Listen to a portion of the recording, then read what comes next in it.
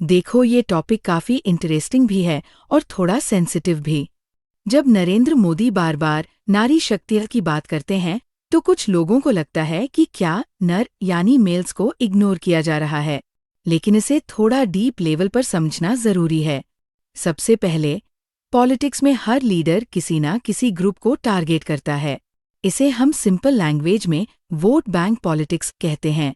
India में women population बहुत बड़ी है और पहले के टाइम में विमेन को कई एरियाज में कम अपॉर्चुनिटी मिली, जैसे एजुकेशन, जॉब्स, सेफ्टी, हेल्थ आदि। इसलिए नारी शक्ति जैसे कैंपेन एक तरह से उनको एम्पावर करने की कोशिश है। अब ये जो लगता है कि मेल्स को साइड कर दिया गया, वो पूरी तरह सही नहीं है। गवर्नमेंट पॉलिसीज सिर्फ विमेन के लिए नहीं होती। बहुत सारी स्कीम्स ऐसी भी हैं जो मेल्स को इनडायरेक्टली या डायरेक्टली हेल्प करती है, जैसे employment schemes, startup support, infrastructure development आदि। लेकिन नारी शक्ति ज्यादा विजिबल इसलिए है क्योंकि वो एक इमोशनल और सोशल इशू से जुड़ा हुआ है। अब बात आती है आपके पॉइंट की। क्या ये सिर्फ इमोशनल गेम है? हाँ, थोड़ा बहुत ऐसा एलिमेंट जरूर होता है। पॉलिटिक्स में इमोशंस बहुत बड़ा रोल प्ले करते हैं। जब कोई लीडर किसी ग्रुप को स्पेशल फील करवाता है तो वो ग्रुप उससे ज्यादा कनेक्ट करता है। इसे हम इमोशनल कनेक्ट स्ट्रेटेजी बोल सकते हैं। लेकिन इसका मतलब ये नहीं कि ये पूरी तरह फेक या मैनिपुलेटिव है। कई केस में ये रियल प्रॉब्लम्स को एड्रेस करने की कोशिश भी होती है, जैसे बेटियों की education, women safety, financial independence. ये सब रियल इश्यूज है।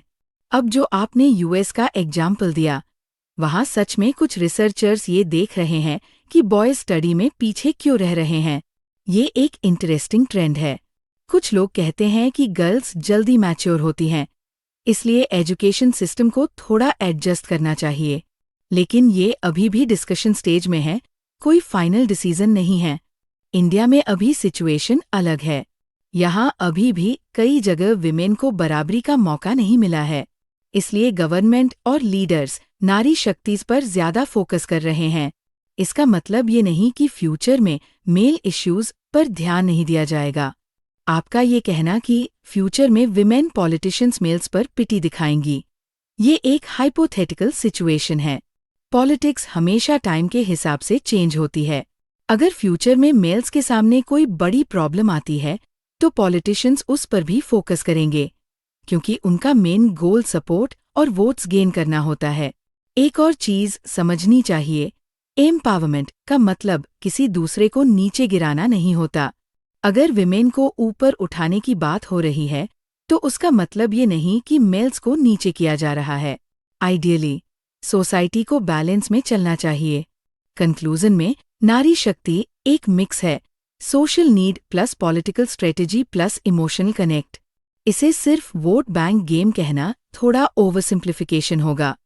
लेकिन ये भी सच है कि पॉलिटिक्स में हर चीज में थोड़ी बहुत स्ट्रेटेजी जरूर होती है। रियल चैलेंज ये है कि दोनों, मेल और फीमेल, को इक्वल अपॉर्चुनिटी मिले, तभी सोसाइटी सही मायने में प्रोग्रेस कर पाएगी।